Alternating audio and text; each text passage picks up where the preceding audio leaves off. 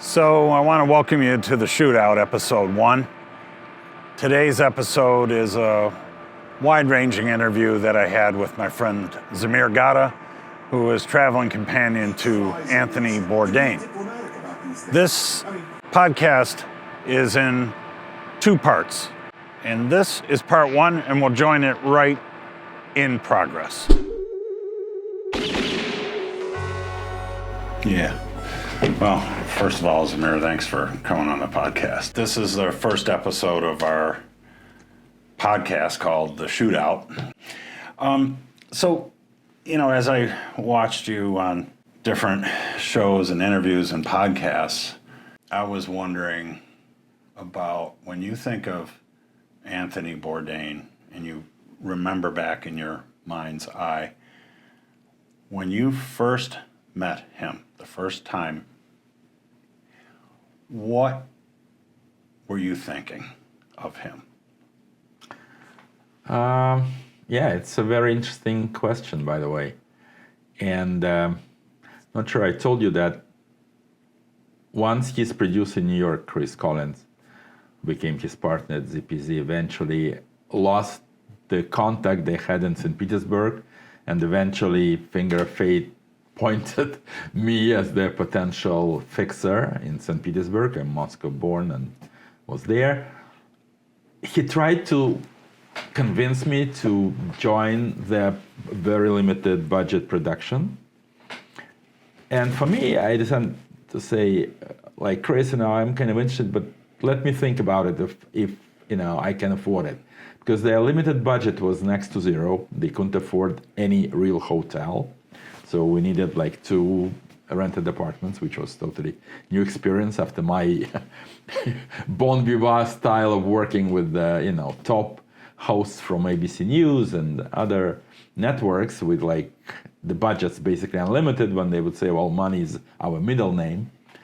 And it was freezing cold. It's winter time.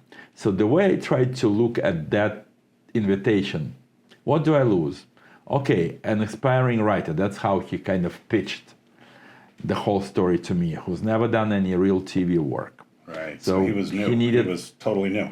Absolutely, kind of his first attempt to get into the new world. And I thought, okay, in my personal experience, chefs were not impressive in an intellectual way, because I was always looking for people I could learn something from, or I could get some new twist in my own personal exploration. But I liked food. I was never a real foodie. I wasn't cooking. My wife and my brother would never even give me a chance because they were much better than I in that department. So I thought to myself, okay, so maybe there is something about this man will help me to look at my own adventure.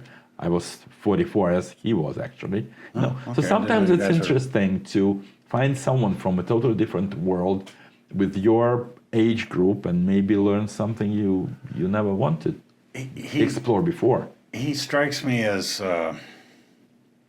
kind of, not exactly rude, but a New Yorker. I mean, how was he with you when you were in those early days? Because he wasn't famous back then. It was his first show, Cook's Tour. What was he like? Was he a wanker? Well, honestly, that was my good luck ticket. Once you meet people you've never had any experience before, he proved to my best expectations of being a very intellectual person who knew probably much more than anyone I met from film industry before about the real cinematography, about the way films are done. And he knew a good film. And he was a big fan of Sergei Eisenstein, one of the top Russian people. So that proved to be kind of exactly why I thought I would take the chance. We found common sense like within the first 5 minutes. Really? Which is rare. You're 44, you kind of, I know this, I know that. But he asked me the questions about my background in film industry, which was pretty impressive. By that time, I was interested about his career, and he was very open about it, like ex-junkie, ex-alcoholic, 25 years in the kitchen. He tells you and that all kind of of a sudden, he was very open. And all of a sudden, his book became a bestseller. So there was definitely something I realized. I didn't even know that. He just said, Chris said that the book was a success without giving me a little bit of too much of a background on Kitchen Confidential. Did you know, so in other words, you met him before you knew about his book or before his book became famous? It did become famous, but I had no information about it. Right. It has been translated to So any other language. you were able to not be intimidated by him? No intimidation at all. Normally, you would expect someone who just had his life, career, success, like, oh, guys, I am the star, you're like nobody. With Tony, it was nothing of that. Not the day I met, not the last day I've seen him 16 years after. Bourdain seems to me to be really intimidating. I met him once, but he wasn't my boss. It was that night at Ulrich's Tavern in Buffalo with you.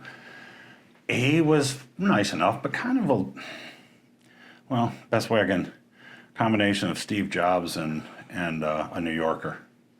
What was he like when you guys weren't filming?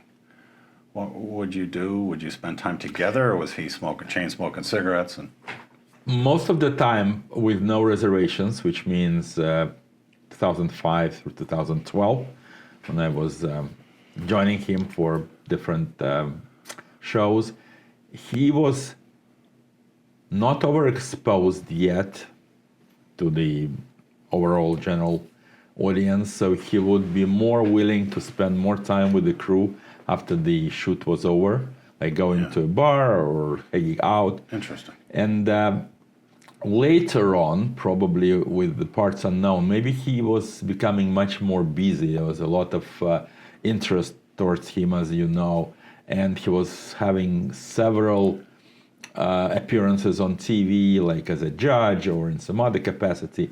He was helping with some of the social media coverage, and he wanted to be part of, and then eventually he bought that platform called Roads and Kingdoms. So in other words, I didn't know that was his. Yeah. He was really getting so busy in his life, and most of the time he would be on his own after the film shooting was over, not with the crew. So we would just hang out without him, because I think he just needed his own, I would say, space to recharge batteries and maybe do some other things in his hotel room, which time was so pressed for him later in his life. So I would assume maybe you would react the way you said once you felt he was a little bit kind of more dominating than less.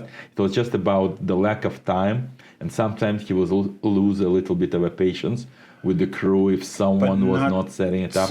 But not with you. Not with me. Just to give you a better example, if you recall the Romania episode, when I thought I would be fired just after the show was over, for different unplanned, let's put it this way, situations. And you got hurt, among other things. And it was your birthday. Exactly. And the Romanian government put us both on that black list and called me an alcoholic and KGB colonel or something, which was funny. I thought I would be fired, but unlike that expectation, which wouldn't be a surprise to me, he actually reached out probably a couple of months after that and says, Zamir, now it's time to show you Tony's background, like Tony's backyard. Like that was the reason for the Rust Belt episode. Yeah. So in other words, as you could see, something doesn't fit into what you want it to be. Like there's always plan A, B, and C in film business. Yeah. So he never took that personally, that I kind of not maybe delivered exactly what he was looking for in the Romania episode for some technical reasons, but just to prove again and again that I think I did help him more than not with his personal interactive way of doing that show. That's my hope. I think, was interesting about the Romania episode was that his narration and his writing made it clear that things did not go according to plan, and that we all know that. He doesn't like, fake touristy stuff. But there was also times where he played that to his advantage and actually comes out to be one of his best episodes because things went wrong. And it was nobody's fault. You had corrupt officials trying to extract money.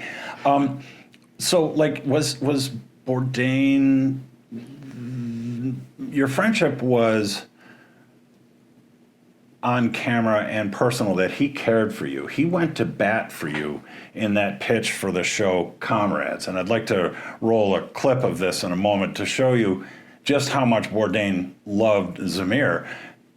And he saw something in you that was wonderful, playful, and authentic. Roll the clip. All right, so we pulled a couple ideas together for next season. I think they're really kind of fun. Lighten things up a little bit. It got a little heavy towards the end of 7, so we want to go a little bit lighter. Okay. All right, so we've got some ideas. So we thought we'd start off with we're going to do a Renaissance fair and some jousting. No, worse than death. Dude Ranch? Mechanical bull. What alternate universe would I ride a mechanical bull? No. Work at a waffle stand at a carnival. Hate carnies, hate carnivals, don't like waffles. We've got a family in Wisconsin that does hand blown. Blown is already the operative word here. No, listen, I feel you, Chris. This is commercial stuff. This is pure entertainment. This is the road to high ratings, without question. I just don't want to be in it. There's a special breed of person who does this thing and does it well. Who? I'm thinking, of course, Zamir. Who is the least appropriate person to send out on the road with Zamir? Nari. So bad it's good.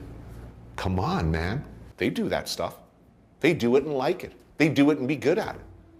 It's the kooky, crazy, zany cross-country adventures of the oddest of odd couples. He's traveled with them. No crusts on my sandwiches? Check. Will I be able to lose some weight, which I picked up for the New Year holidays?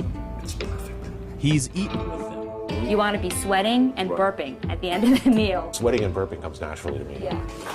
Oh, my God, please, man, I'm trying to eat here. He's drank with them. Nice tequila! Doggy, hello! And now he's sending them out to discover America. It's squirting. It's squirting. It's like all about capitalism. Oh, jeez. This is a home run. Chicken house of food. Do you have any more of Dracula's blood? That's not coming out of my nose. Comrades, we're still alive. You're going to help build this itinerary and send them out? I will produce, I will direct, I will write, I will enable, I will coerce, I will make this happen, Chris.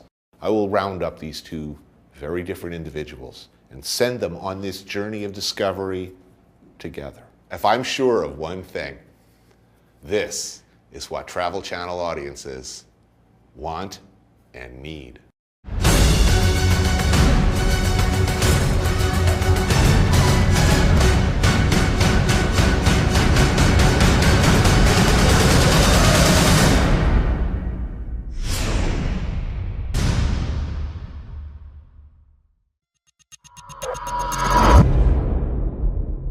I mean, I don't know if I'm right or wrong, but maybe from knowing you and knowing the era that you both grew up in, he wanted to show you his world like you had told me, and also bring you out to say, look, this is a really big place. You grew up behind the wall, and as my brother Jim would say, Plato's allegorical cave.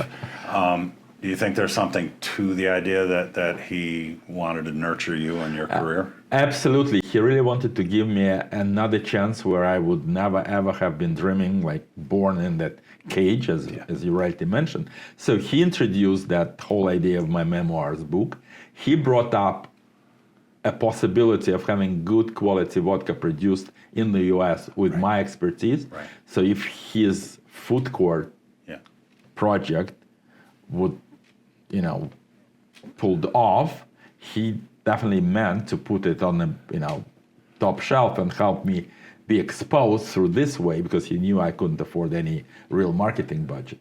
And same with the comrades, you're right. That was probably the biggest thing ever, which would definitely help me get more exposure if he decided not to divorce Travel Channel and move to CNN. So that was kind of bad timing. There seemed to be a change in Tony between No Reservation and Parts Unknown, and I guess I'm thinking of that change in how he was with you. So in the Ukraine episode, you guys were joking. You were talking about buying a spy-themed restaurant. There was the submarine, and that was whimsical. And he seemed to be having fun, and he seemed to be genuinely intrigued with your deep family history and heritage. But then you skip forward to Parts Unknown in the Moscow episode, and he was way more kind of pissed off, serious, quiet, brooding. I don't know. What do you... Don't forget that it's like blessing and the curse. With the CNN Parts Unknown project, he definitely would have much more of a support logistically and definitely bigger budget from CNN than he could ever get with Travel Channel, which means it did help his cinematographic talent to be presented on a much bigger scale with more crew members. We would hire a local crew to help his main guys with support, and definitely access to the locations, even with my network, sometimes would not be possible. Don't forget that. But on the other side of it, CNN had their own format restrictions, which means he would have to become more as an interviewee rather than just a self-focused traveler with great experience and just mostly food focus. So I'm not convinced that he was always very comfortable of interviewing people he may not know before, or they may not even like them, but that was a little bit of a strict format for the show. So it's like the upside and the downside at the same time. So in other words, for me, I realized that sometimes he had to ask type of questions which were more political than less, and being in Russia and understanding that show seemed to be pretty anti-Putin, I definitely had a little bit of a tight lips situation, as you noticed. You did. And he kind of realized it, but not immediately too. I really appreciated, first of all, your tight lips, that you kept your mouth shut. As a matter of fact, the editing in that episode was very good, because when they cut in your reaction shots, you were like, that's not what we talk about. And I appreciated that, because quite frankly, I think Bourdain outstepped his own bounds. He's just a TV personality and a writer, and not a person to criticize powerful world leaders anywhere. But at the same time, he hated power figures. All over the world, he did those kind of things. So I'm glad that was downplayed. And one of the things I really just was curious about when you were shooting Moscow, or you were on some of these other shoots, and he gets done with the take, were you just standing in the wings? Were you... what happened when you guys were doing your shoots? Do you remember? Yeah, definitely. Well, it all depended where and how the setup was happening. If it was brutal winter, most of the time we would go just to the nearest coffee shop, just relax, talk about our families, about our interests, about other projects. Yeah. He knew that I was book packaging many books at that time, so he was always interested in that kind of things.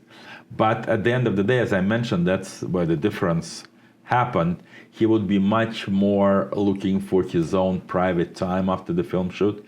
So the crew, would always see him much less than it used to be with the no reservations. But it wasn't like that early on. So No, he it did wasn't like change. And, what's important that people know is that you were legitimately close to him in the early days. And I think it sounds like that as he got more famous and the more bigger budgets, like you said, that became harder to...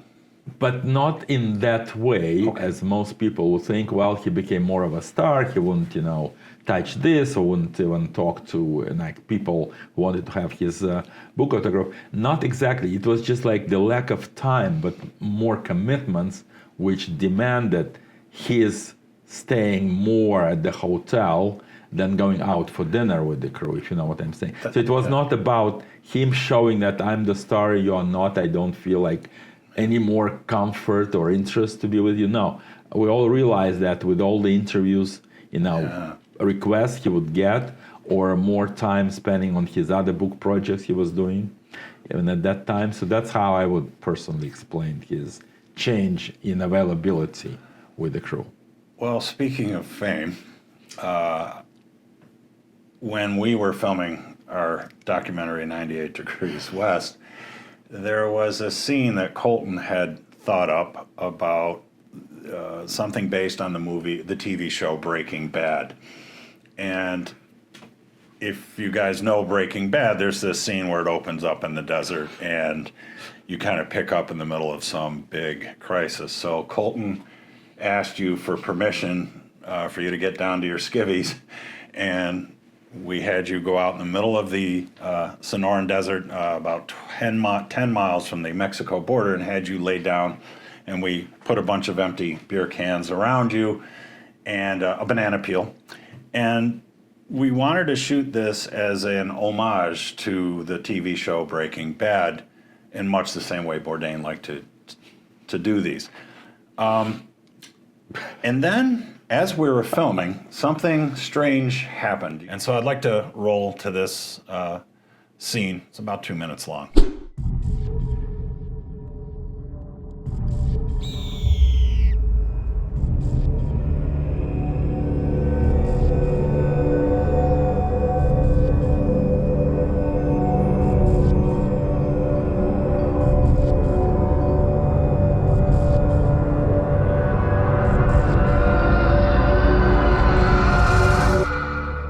Truth. What is truth? What is the truth about my life since Tony died? Truth is since he left, I have been running my ass off to make a life for myself.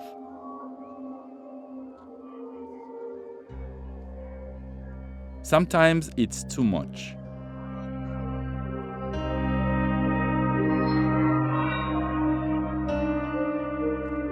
The truth is, I'm lost.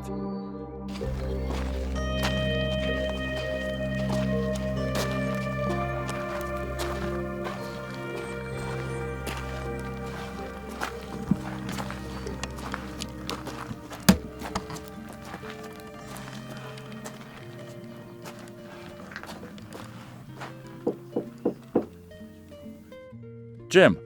Still him?